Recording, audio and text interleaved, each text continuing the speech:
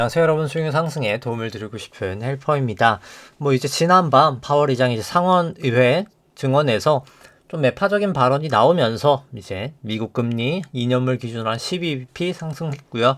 국내 이제 금리도 거의 한 12, 13bp 이제 큰 폭으로 상승을 하면서 마감이 됐습니다.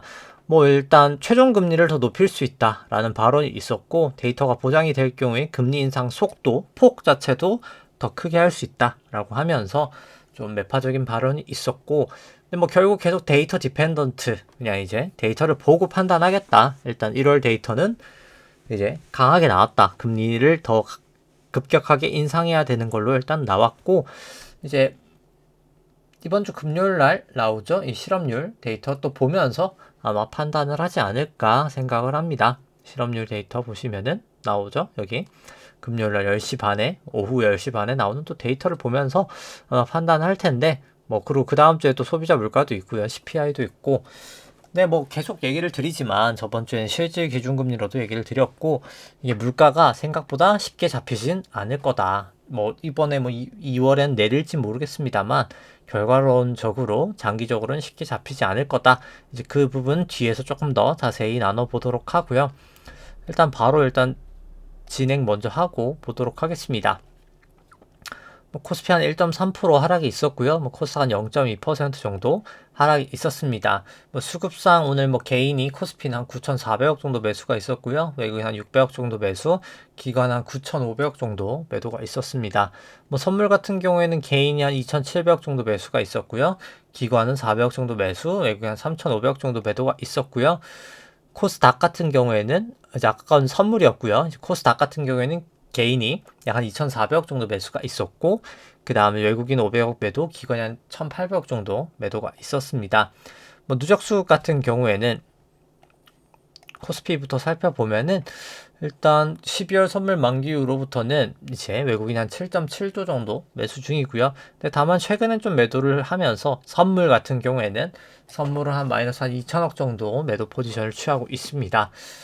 근데 작년 연초부터 했을 때는 좀 매도를 하다가 최근엔 외국인이 그래도 매수세인 모습이지만, 일단 장기적인 추세는 그렇게까지는 좋지 않다. 코로나 이후로 봤을 때 일단 아직까지는 그 정도로 보이고요. 아주 초단기로는 조금 외국인 수급이 괜찮았었다. 이 정도이고, 코스닥 같은 경우에는 외국인은 조금 약간 지금 주춤한데 개인이 매수하고 기관이 매도하고 있는 추세를 좀 나타내고 있다. 선물은 외국인이 조금 매수를 하고 있는 포지션이고요. 근데 이제 긴 시계열로 봤을 때는 사실 수급은 개인만 일단 매수하고 있는 장, 사실 더 수급은 좋진 않아 보인다 생각은 들고요. 주식 안에 있는 기대 수익, 코스피 안에 있는 기대 수익률을 이제 채권금리인 국고채 10년 금리로 이제 차감한 걸 일드갭이라고 하고, 나눈 걸 패드 모델이라 하는데, 두 모델 다 그냥 높을수록 고평가, 낮을수록 저평가입니다. 그러니까 높을수록 저평가, 이제 낮을수록 고평가인데, 여전히 그냥 고평가 영역이다. 빨간색 선으로 봤을 때 고평가 영역이다라고는 보여지고요. 조금 긴 시계열로 봤을 때도 이 정도면 지금 고평가 영역이구나 라고 생각할 수 있는 레벨입니다. 그 다음에 이제 코스닥 같은 경우에도 밸류가 좀 그래도 비싸 보이는 밸류 레벨이구나 이제 라고 보실 수 있는 그 정도 레벨인 것 같고요. 그 다음에 코스피랑 S&P 같이 되어 있는 걸 보더라도 그냥 지금 둘 다 사실 고평가가 되어 있고, 미국이 조금 더 고평가다라고 볼 수 있는 수준인 것 같습니다. 상대적으로 둘 다는 고평가긴 맞다. 일드갭이나 패드 모델이나 마찬가지고요.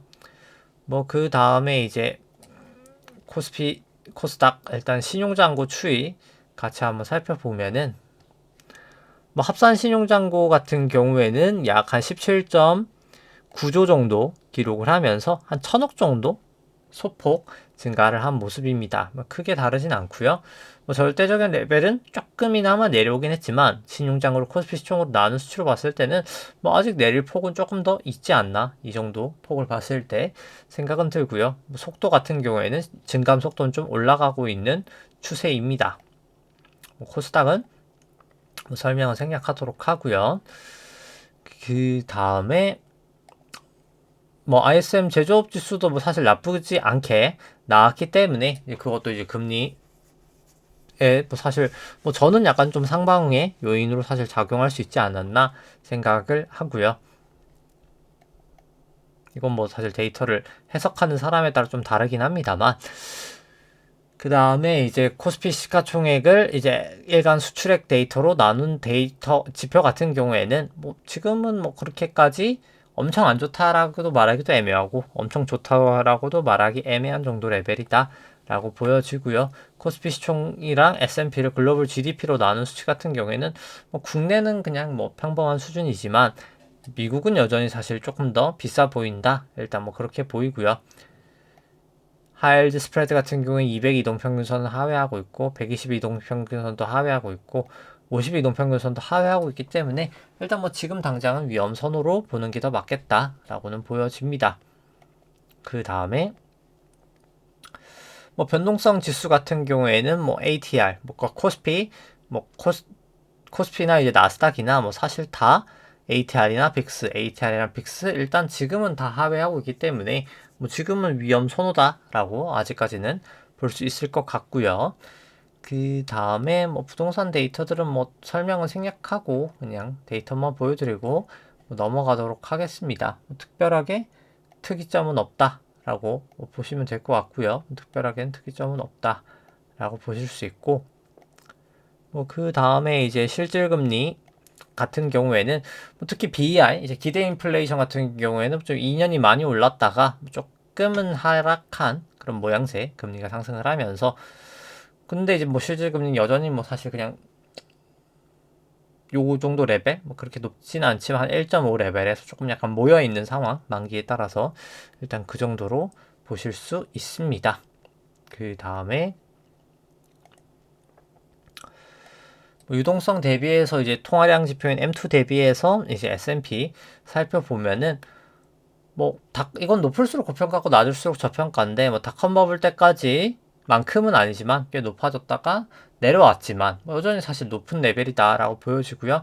나스닥도 뭐 마찬가지고 윌시 5천도 마찬가지고 윌시 5천을 GDP로 나눈 버핏 지수도 뭐 여전히 GDP 대비해서 뭐 고평가 영역이다라고 생각을 합니다. S&P를 미국 주택가격 지수 나눈 것도 뭐 여전히 아직까지는 좀 높아 보인다 생각을 하고요.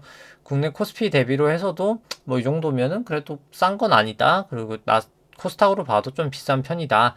일단 지금은 뭐 그렇게 보실 수 있을 것 같고요.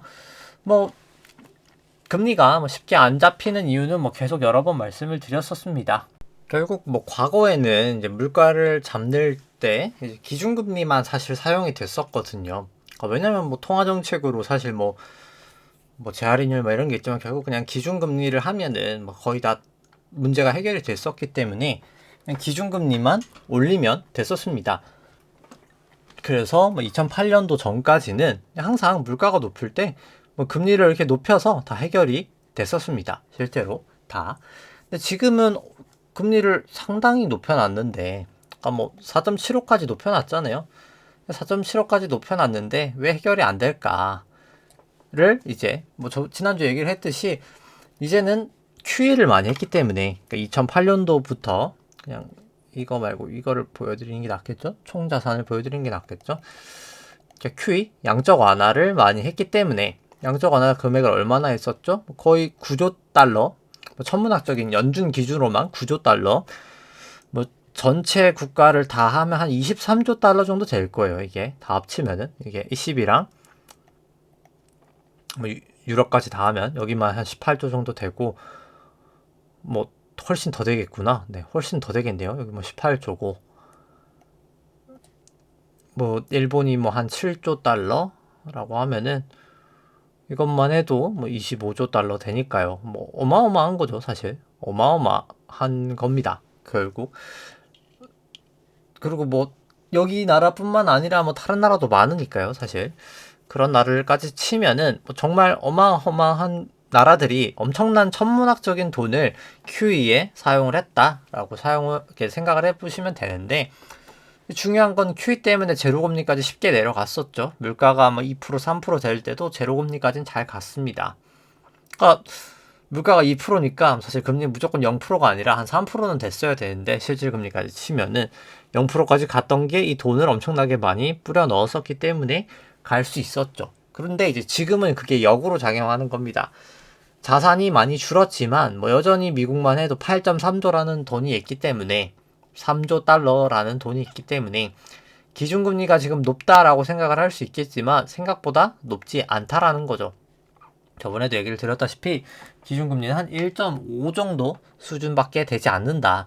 저 돈이 풀린 QE량을 감안을 했을 때를 얘기를 하는 거죠. 그 이제 마치 그런 거죠. 그럼 1.5%다라고 생각했을 때 그럼 이건 또 어떻게 계산을 했나라고 이제 볼 수 있겠죠. 이제 그거를 이제 계산하는 방식을 한번 생각을 해보면 결국 적정한 통화량이 뭐 어느 정도냐로 이제 또 돌아가게 되는 거거든요. 결국 QE가 어느 정도가 적정한 거냐, 이제 나중에 이제 QT, 지금 자산을 줄이고 있는 상태인데 어디까지 QT를 하는 게 적당한 거냐라고 했을 때 보통 연준 총자산의 이제 GDP를 나눈 거를 약 한 20%가 적정하다라고 통상적으로 얘기를 합니다. 실제로 과거에도 2015년부터 2019년까지 뭐 거의 20% 근처까지 감소를 시켰었잖아요. 근데 지금 여전히 여기에 있다는 겁니다. 이걸 여기까지 가는 동안 상당히 고통스러운 시간이 필요할 거고, 이 가는 동안에 뭐 사실 이 돈들이 인플레이션을 만들 거다라는 얘기죠. 그러니까 앞으로가 쉽지가 않을 거다. 그러니까 생각보다 우리의 갈 길은 멀었다. 그러니까 물가가 저렇게 가기 전까지는 쉽게는 잡히지 않을 거다라는 거를 얘기를 드리고 싶고요. 그리고 좀 다른 사이클이 또 있다라고 하면 맨날 이제 얘기를 하는 점인데, 정말 중요하기 때문에 맨날 얘기를 하는 거지만, 이 예대율 자체가 상당히 올라가는 사이클이다. 2000년, 2008년도 고점 찍고 양적완화 하면서 이렇게 쭉 내려왔던 예대율이 결국에는 올라가고 있는 사이클이다. 이 QT 기간에 보면은 예대율이 높아졌었잖아요. 지금도 이 QT 기간에 예대율은 계속 높아질 겁니다. 그럼 이제 어떻게 됐냐? 돈이 이제 쌓여있던 돈이 실물 경제로 진짜로 이제 풀려난다는 거죠. 이제 그거를 나타내 주는 게 결국 유통속도, 통화 유통속도고, 통화 유통속도 V가 이제 올라간다라고 보시면 됩니다. 이제 그렇게 되기 때문에 인플레이션은 뭐 결국 쉽게 꺼지지 않을 거다. 그러니까 뭐 해결책이 있는 거죠. 이 금리를 어마어마하게 높인다. 1번. 아니면은 QT를 결국 빠르게 한다. 2번. 뭐 아니면 그냥 높은 물가를 용인해 버린다. 뭐 3번. 이 정도라고 볼 수 있겠죠. 그러니까 뭐 정확하게는 금리도 올리면서 QT를 잘 해줘야 되는데 지금 QT를 할 양이 너무 많다. 뭐 이제 그 정도로 보시면 될 것 같고요. 그렇기 때문에 아직 갈 길이 저는 멀다라고 생각을 합니다. 쉽게 물가는 잡히지 않을 거고요. 계속해서 증시에 문제가 되리라 저는 생각을 합니다. 그래서 뭐 일단 기술적 분석으로 넘어가 보면은 뭐 결국 국내 증시도 뭐 여기 고파 고점을 치고 A, B, C 정도까지 해서 내려왔다. 근데 이제 라고 판단이 되는데 뭐 국내는 사실 그렇게까지 깔끔하진 않아서 파동은 좀 사실 아주 깔끔한 모양은 아니고요. 그래서 이게 A, B, C로 이게 그럼 B인가에 대해서가 아직까지 이 A가 확실하기 않기 때문에 B도 사실 확실하진 않습니다. 그래서 뭐 조금 더 확신을 가진다 하면 여기 깨지고 여기 깨져야 뭐 조금 더 확신을 가질 수 있지 않을까. 뭐 저는 그렇게 생각을 하고요. 뭐 사실 깨지고 나서 들어가는 게 뭐 저는 더 맞는 거 아닌가? 일단 뭐 그렇게 생각을 합니다. 일단 뭐 파동은 조금 애매하니까 이거 같은 경우 이제 괴선 중심으로 본다라고 하면은 결국 200일 이동평균선하고 50일이 지금 뭉쳐 있죠. 여기가 이제 결국 깨지면서 주가가 빠져주느냐 마느냐 아니면 지지를 하느냐 마느냐가 뭐 상당히 중요할 것 같고, 결국 기준선에서는 결국 저항을 보이면서 다시 좀 내려온 모양새다라고 보실 수 있습니다. 뭐 주봉으로 봐서도 결국 여기 52동평균선 지지선을 저항선을 뚫냐 마냐의 문제다라고 보실 수 있을 것 같고요. 뭐 코스닥 같은 경우에는 이제 고점을 뚫고 높아졌는데 결국 뭐 에코프로 BM이나 여러 주식들이 좀 상승을 하면서 여기도 결국 A, B, C지 않을까라고 생각을 하는데, 확실하게 A, B, C여서 이게 B파로 그 다음 C파로 하락을 한다라고 치면은 여기 뭐 1, 2, 3, 4, 5까지 나온 것까지는 오케이. 근데 이제 여기를 하회하면 완벽하게 하락을 할 거다라고 생각을 합니다. 일단 뭐 좀 지켜봐야 되겠죠, 이거는. 그 다음에 이제 S&P 같은 경우에는 뭐 사실 장기 추세로야 아까 그 양적 완화를 시작했던 2008년도, 2009년도 이 바닥부터 해서 1파, 2파, 여기까지가 이제 3파, 여기 4파 트라이앵글로 5파까지 해서 고점을 찍었다라고 보고요. 뭐 아직까지는 밸류에이션의 여러 가지 측면을 봤을 때 저는 이게 A, B, C로 결국 가지 않을까. 여기서 이제 전환선에서 저항 받고 그 다음에 이제 다시 빠지지 않을까 생각을 하고요. 뭐 그 다음에 이제 주식을 보더라도 결국 이게 그냥 A였던 거고 이 큰 하락이 지금 이제 B고 결국에 C로 좀 떨어지지 않을까. 여기서도 기준선 저항 받으면서 뭐 결국에는 다시 기준선을 넘지 않는 이상 좀 하방으로 봐야 되는 게 아닌가, 좀 조심해야 될 필요가 있다라고 저는 생각을 하고요. 뭐 다우 같은 경우에도 모습은 크게 다르지 않아서 일단 뭐 생각하도록 하겠습니다. 결국 A, B, 그 다음 뭐 C의 확률이 뭐 아직까지는 가장 높지 않나라고 생각을 하고요. 뭐 코인 같은 경우도 뭐 거의 마찬가지다. 일단 다만 이제 코인은 밸류에이션이 없기 때문에 조금 더 뭐 사실 난이도는 저는 더 높다라고 생각은 하고요. 일단 뭐 가장 중요한 건 여기 200 이동평균선을 다시 하회하냐 마냐가 일단 뭐 코인 쪽에서는 가장 중요할 것 같다 라고 볼 수 있을 것 같습니다. 코스피 안에 있는 내재 변동성 같은 경우엔 일단 볼륨저밴드 하단까지 쳤다가 반등은 했지만 아직은 좀 더 추세를 봐야 될 것 같다. 결국 여기 2평, 200일 2평, 122평 모여있는 곳에서 여기도 저항선을 일단 1차적으로 뚫지 못하면서 하락을 한 모습이고요. 빅스 같은 경우에도 일단 뭐 구름대를 시원하게 넘기진 못하면서 결국 구름대 밑으로 하락했다가 다시 좀 올라가고 있는 추세지만 일단 뭐 구름대라도 넘기는 걸 보고 가는 게 맞지 않을까 생각을 합니다. 뭐 그 다음 이제 필라델피아 반도체 지수 같은 경우에도 아직까지는 큰 움직임은 없지만 그냥 A, B 정도지 않을까. 뭐 가능성은 저는 그게 가장 높다라고는 보고요. 뭐 니케이 같은 경우에도 일단 여기를 넘기는 했지만 지금 그냥 조정 파동이 어디지 않을까. 일단 모양 자체가 이게 1, 2, 3, 4, 5로 할 모양새는 안 나오기 때문에 일단 그렇게 생각은 듭니다. 뭐 그리고 이제 뭐 니케이 같은 경우에는 일단 고점이 엄청 옛날이라고 제 얘기를 드렸었죠. 이 볼린저 밴드로 한번 살펴보면은 1990년도 이 당시가 고점이기 때문에 좀 파동 보기가 사실 뭐 니케이는 참 어렵긴 하다. 이 여기 앞 파동도 깔끔하진 않고 일단 뭐 좀 어려운 건 또 사실이긴 하고요. 근데 이제 구중보로 봤을 때는 뭐 그래도 전환선 정도는 돌파가 됐다. 뭐 요건 또 이제 긍정적인 모습이다 라고 볼 수 있을 것 같고요.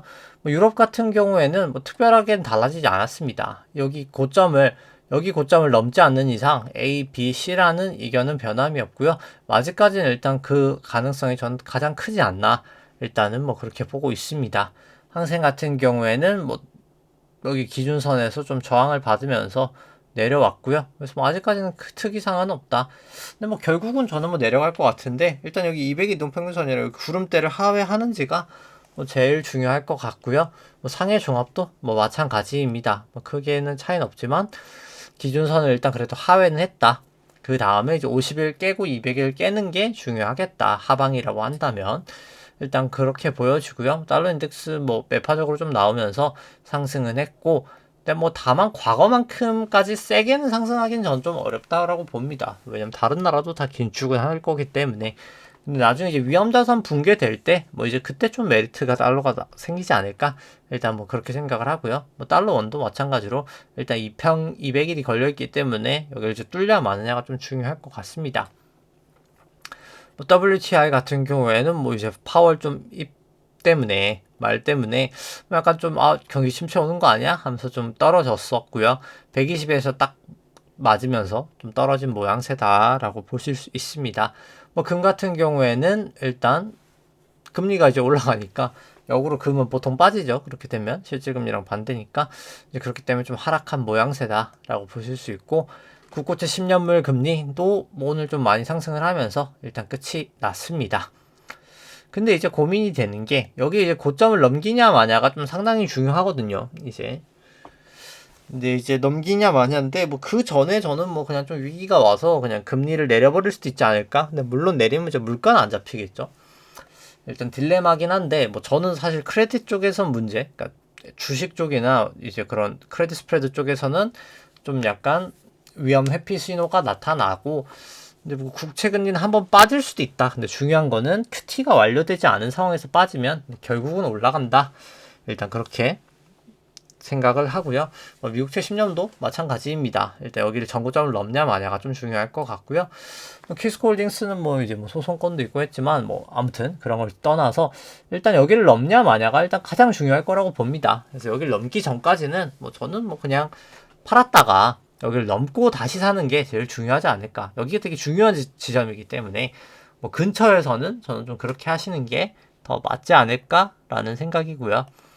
다만 뭐 밸류에이션 자체는 충분히 저평가가 되어 있다. 매우 많이 저평가는 되어 있다라고 보여지고 뭐 현대해상 같은 경우에도 뭐 금리 올라가서 쭉쭉 올라갔다가 좀 빠지는 추세. 결국 여기선 기준선을 버티느냐 마느냐라고 이제 생각을 합니다. 버티냐 마냐가 좀 중요한 모양새고요. 근데 여기도 이제 사실 금리적인 메리트가 이제 금리를 감안하면 뭐 사실 많이 비싸진 것도 사실이다. 그러니까 금리를 감안하지 않으면 괜찮은데 뭐 금리를 감안하니까 좀 비싸지긴 했다. 이제 그렇게 보실 수 있고, 그러니까 다른 것보단 낫지만 비싸지긴 했다라고 볼 수 있고, 뭐 우리금융 지주도 뭐 사실 뭐 계속 공공재 나오고 뭐 이런 얘기 나오면서 뭐 대출 예대금리 계속 인하하고 뭐 그런 측면 때문에 많이 안 좋아진 상황이다라고 보실 수 있습니다. 그 다음에 잠시만요. 네, 그 다음에 이제 우리금융지주 같은 경우에는 다만 이제 뭐 기대 수익률은 뭐 이 정도 높지만 뭐 여전히 뭐 사실 많이 뭐 나쁘진 않은 편이다. 주가가 좀 많이 빠져서. 근데 이제 뭐 나쁘진 않죠. 사실 밸류에이션은 사실 뭐 나쁘진 않다라고 보는 게 더 맞을 것 같긴 하네요. 뭐 사실 나쁘진 않은 밸류에이션이다 라고 보는 게 맞을 것 같고, 삼성전자는 일단 여기 200 이동평균선에서 걸려 있어서 여기서 이제 뚫어주느냐 마느냐가 뭐 가장 중요하리라 생각을 합니다. 좀 양봉으로 나오긴 했죠. 이제 바닥까지 갔다가 지지가 얼마나 오랫동안 잘 되느냐가 일단 1차적으로 좀 중요할 것 같고, 그 다음에 일단 절대가치 평가로는 뭐 메리트는 없고, 상대가치 평가로 봤을 때는 이게 금리를 감안 안 하면 뭐 나쁘진 않은 편인데, 이제 금리를 감안하니까 좀 비싸 보이긴 한다. 뭐 일단 그 정도로 보이고요. 그 다음에 하이닉스 같은 경우에는 52동평선은 뚫렸지만 아직 122동평선이 좀 걸려있기 때문에 여기를 좀 뚫려 마냐 일단 뭐 좀 지켜봐야 될 것 같고요. 상대가치평가, 절대가치평가로 봤을 때는 뭐 특별하게 아직까지는 메리트는 없다. 이 실적 변동성까지 감안했을 때 일단 뭐 그렇게 판단이 되고, 그 다음에 하이닉스 뭐 그 다음에 이제 여기 금리를 감안 안 했을 때는 뭐 나쁘진 않지만 감안하니까 뭐 그렇게까지 좋아 보이진 않는다. 뭐 사실 저는 우리나라 대부분 주식이 뭐 미국도 마찬가지고 지금 아직까지는 금리를 감안하면 뭐 그렇게까지 메리트 있는 종목은 많지는 않다라고 생각을 하고요. 뭐 현대차도 마찬가지입니다. 뭐 결국 200일 이동평수 여기를 얼마나 화끈하게 시원하게 뚫어주느냐의 문제인데 뭐 지금 당장은 좀 쉽지는 않아 보이고요. 일단 뭐 절대가치 평가로도 뭐 크게는 메리트가 없고, 그 다음에 이제 상대가치 평가로 봐도 일단 뭐 금리까지 감안하면 뭐 그렇게까지 크게 메리트는 없는 상황이다 라고 보실 수 있습니다. 그 다음에 이제 LG화학 같은 경우에도 뭐 일단 추세가 나쁘진 않죠. 지금 뭐 K배터리 말하면서 나쁘진 않은데, 일단 뭐 여기 전환선 기준선을 라인으로 잡고 뭐 그냥 뚫리면 파는 게 전 좀 맞지 않을까. 구름대도 너무 얇고 좀 조심하실 필요는 있다라고 생각은 하고요. 밸류에이션 자체도 뭐 사실 메리트는 없기 때문에 특별하게 그렇게까지 뭐 손이 가는 건 아닌 것 같습니다. 뭐 여기도 뭐 금리를 감안하면 뭐 그렇게 메리트 있는 밸류에이션은 아니고요. 그 다음에 뭐 롯데케미칼 같은 경우에도 일단 계속 지지부진이죠. 근데 사실 여기를 확실하게 벗어나기 전까지는 뭐 뭐라 말씀드리기도 좀 어려운 밸류다. 근데 뭐 추세가 뭐 그렇게 좋아 보이진 않는다. 이렇게 쐐기로 나오는 패턴 자체가 뭐 좋아 보이진 않고요. 뭐 그냥 밸류에이션도 뭐 특별하게 좋지도 특별하게도 나쁘지도 않은 상황이고, 그 다음에 잠시만요. 그 다음에 이제 금리를 감안했을 때도 뭐 밸류에이션은 싸 보이지 않는다. 일단 뭐 그렇게 생각을 합니다. 그 다음에 이제 뭐 효성화 같은 경우 살펴봐도 일단 여기서 기준선에서 조금 지지가 일단 된 상황인데 여기서 이제 버텨주느냐 마느냐가 가장 중요할 것 같습니다. 기준에서 버텨주느냐, 적어도 50일에선 버텨주느냐, 여기 200일 이동평균선 뚫으면서 쭉쭉 가느냐인데 좀 지켜봐야 될 것 같고, 근데 다만 뭐 밸류에이션은 싼 편이고요. 근데 상대가치평가 뭐 금리까지 감안하면 뭐 그렇게 싸지 않다, 뭐 비싼 편이다, 일단 뭐 그렇게 생각은 들고요. 그 다음에 GS 보시면은 뭐 일단 지금 뭐 4분기 실적은 좋지 않을 거기 때문에 뭐 계속 안 좋긴 한데, 뭐 사실 추세가 안 좋아서, 근데 사실 이렇게 추세가 안 좋을 때는 일단 뭐 건드리는 건 아니긴 합니다. 그래서 추세가 안 좋을 땐 건드리지 않아야 되는 게 맞고, 근데 다만 뭐 일단 밸류는 충분히 저평가는 되어 있다 라고 생각은 들고요. 상대가치 평가로도 뭐 이 정도면 저는 밸류는 충분히 저평가는 되어 있다, 뭐 그렇게 생각은 듭니다. 그러니까 추세는 안 좋지만 싼 건 싸다, 이제 뭐 그 정도로 볼 수 있겠죠. 뭐 KT도 이제 뭐 계속 요금이나 압박도 있고, 뭐 대표이사 선임 문제도 계속 노이즈가 발생하면서 하락하고 있다. 뭐 추세는 뭐 사실 지금 뭐 바로 건드릴 추세는 아니긴 한다. 근데 뭐 RSI 봤을 때 뭐 사실 뭐 이제 빠질 만큼 빠지긴 했는데, 뭐 그럼에도 불구하고 뭐 굳이 뭐 사실 떨어지는 칼날을 먼저 잡을 필요는 저는 없다라고는 생각은 들고요. 근데 다만 뭐 여기도 밸류가 뭐 그렇게 나쁜 밸류는 아니다, 이 정도면 저평가는 되어 있고, 상대가치 평가로도 뭐 이 정도면 뭐 저평가는 된 밸류다. 아주 심하게 저평가까지는 아니긴 하지만 뭐 저평가는 살짝은 되어 있다, 뭐 그렇게 보실 수 있을 것 같고요. 뭐 DLNC도 마찬가지입니다. 아직까지는 추세는 좋지 않다, 명확하게. 근데 이제 밸류에이션은 싸다. 그리고 이제 뭐 상대가치 평가로 봐도 이 정도면은 싼 밸류는 맞다, 이제 그 정도로 보실 수 있는 것 같고, 그 다음에 이제 뭐 카카오 같은 경우는 내려왔죠. 다시 여기를 52동 평균선 뚫렸기 때문에 여기 구름대까지 뚫리면은 정말 이제 수직 낙하할 수 있는 리스크가 있다, 저는 좀 조심하실 필요가 있다, 뭐 이제 그렇게 판단이 되고요. 그 다음에 카카오 뭐 밸류에이션 자체도 뭐 좋지 않고, 그 다음에 상대가치 평가로도 밸류에이션은 좋지 않은 편이다 라고 보시는 게 맞을 것 같고요. 뭐 네이버 같은 경우도 뭐 52동 평균선에 걸렸다라고 말하기도 좀 애매할 만큼 좋지는 않다, 전환선 기준선도 역전이 되어 있고 좋지 않다 라고 보여주고, 뭐 밸류에이션도 좋지 않다, 그 다음에 이제 상대가치 평가로도 좋지 않다, 일단 뭐 썩 저는 뭐 그렇게 좋아 보이는 모양새는 아니다 라고 판단이 됩니다. 셀트리온 같은 경우에도 뭐 반등을 좀 주고 있긴 하지만 아직까지 들어가기에는 뭐 그렇게 근거가 마땅하진 않다. 그리고 밸류에이션을 봐도 뭐 그렇게 메리트가 없고 전혀 비싼 편이고, 상대가치 평가로도 뭐 굳이 사고 싶은 밸류는 아니다, 뭐 저는 그렇게 판단이 되고요. 그 다음에 삼성바이오로직스도 마찬가지입니다. 뭐 여기 떨어지는 추세 뭐 굳이 건들 필요 없고, 그 다음에 절대가치 평가로 봤을 때도 잠시만요, 뭐 그렇게 메리트는 없다 라고 보여주고, 상대가치 평가로 봤을 때도 메리트는 없다, 뭐 계속해서 이제 뭐 그렇게 보여집니다. 그 다음에 NC소프트를 봐도 일단 뭐 200 이동평균선에서 지지가 되냐 마냐가 가장 중요하고, 여기서 하회하면 정말 조심을 하셔야 된다 라고 말씀을 드리고 싶고, 여기도 밸류에이션은 뭐 그렇게 좋지는 않고, 상대가치 평가로 봐도 뭐 그렇게 밸류가 좋지는 않다 라고 보실 수 있습니다. 그 다음에 이제 뭐 포스코홀딩스 같은 경우에는 일단 기준선에서 지지는 어느 정도 좀 해줬다, 그래서 여기서 버텨주느냐 마느냐가 가장 중요한 문제다라고 생각을 하고요. 근데 다만 밸류에이션 이 정도면 괜찮은 밸류에이션이고, 뭐 상대가치 평가로도 아주 나쁜 편은 아니다, 뭐 이제 그 정도로 보실 수는 있겠습니다. 그 다음에 이제 뭐 LG전자 같은 경우에는 뭐 나쁘지 않죠. 추세 같은 경우에는 나쁘진 않다. 근데 요런 경우에 이렇게 꼬리가 나는 경우가 있을 때는 고점 부분에서 차라리 꼬리 넘고 사는 게 저는 마음이 편하다라고 말씀을 드리고 싶습니다. 종가 기준으로 꼬리를 넘고 나서. 그래서 이럴 때는 매수하기보다는 오히려 이럴 때 그냥 팔아주는 게 맞고요. 다시 그냥 올라갔을 때 매수하는 게 좀 안전해 보인다 라고 생각을 합니다.